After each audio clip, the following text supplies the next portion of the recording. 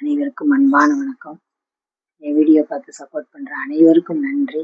நிறைய பேர் வீடியோ பார்த்துருக்கீங்க, சப்போர்ட் பண்ணியிருக்கீங்க, ரொம்ப நன்றி. கேப்பில் கொஞ்சம் ஒரு 10 நாளுக்கு மேலே ஆயிடுச்சு வீடியோ போடுறதுக்கு. இப்போ என்ன டாபிக் பேசுகிறோன்னா குழந்தைங்க தான், குழந்தைங்க வளர்ப்பு தான். இந்த குழந்தைங்க நம்மளை நம்பி பிறந்திருக்கா இல்லை அவங்களை நம்பி நாம பெற்றோமா? ரெண்டு கேள்வி இருக்குது. நம்ம சுயநலத்துக்காக தாங்க நம்ம குழந்தைகளை பெற்றுக்கிறோம். ஏங்க இப்படி சொல்கிறீங்கன்னு நீங்கள் கேட்பீங்க. கண்டிப்பா குழந்தை இல்லைன்னு சொல்றதை நம்மளால ஏத்துக்க முடியாது. ஸோ அதனால குழந்தை பெற்றுக்கிறோம். நமக்கு வாரிசு வேணும் அப்படிங்கிற ஒரு விஷயத்துக்காக நாம குழந்தை பெற்றுக்கிறோம். நாம சேர்த்து வச்ச சிறுக சேமிச்சு வச்சதை நம்ம குழந்தைங்க அனுபவிக்கணும். நம்ம சேர்த்து வச்சது குழந்தைகிட்ட விட்டு போகணும் அப்படிங்கிறதுக்காக குழந்தை எப்படி சுத்தி பார்த்தாலுமே நம்மளுடைய சுயநலத்துக்காக தான் நம்ம குழந்தைங்களை நம்ம கண்டிப்பா பெற்றுக்கிறோம். சரி, அடுத்து நம்ம பெற்றுக்கிறோமே அவங்கள்ட்ட எதிர்பார்ப்பது சரியா? கண்டிப்பா சரி கிடையாதுங்க. ஏன்னா நாம் அவங்கள வளர்த்து பொறுப்புள்ள ஒரு அதிகாரியாகவோ ஒரு பொறுப்புள்ள ஆண்மகனாகவோ ஒரு பொறுப்புள்ள பெண்மணியாகவோ வளர்க்கறதுக்கு தான் நம்ம ஒரு குழந்தையை ஈன்றெடுக்கிறோம். அப்ப அந்த கடமையை மட்டும் நம்ம செய்வோம், பலன் கடவுள் கொடுப்பாரு.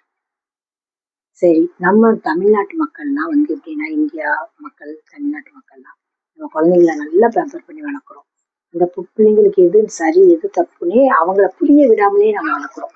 ஏன்னா நாமளே அதுக்கு எல்லாம் அடுத்தடுத்து நெக்ஸ்ட் நாமளே அதுக்கு விடை கொடுக்கும் போல அவங்க எப்படி போகணும், இது எப்படி கிடக்கணும்னு அவங்களுக்கு தெரியறது இல்லை.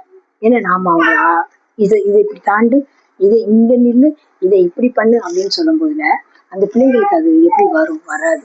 கொஞ்சம் பிள்ளைங்களையும் நம்ம கூட இருந்தே நம்ம அதை கைட் பண்ணணும். இப்ப நீயே செய்யின்னு சொல்லணும். ஃபர்ஸ்ட் நீயே அதை செய்யுமா, அது சரியா தப்பா அதை பார்த்துக்கிறோமா அப்படின்னு ஒன்று சொல்லி பழகணும். அடுத்து பிள்ளைங்களை வெளியில ஃபேஸ் பண்ண விடணும்.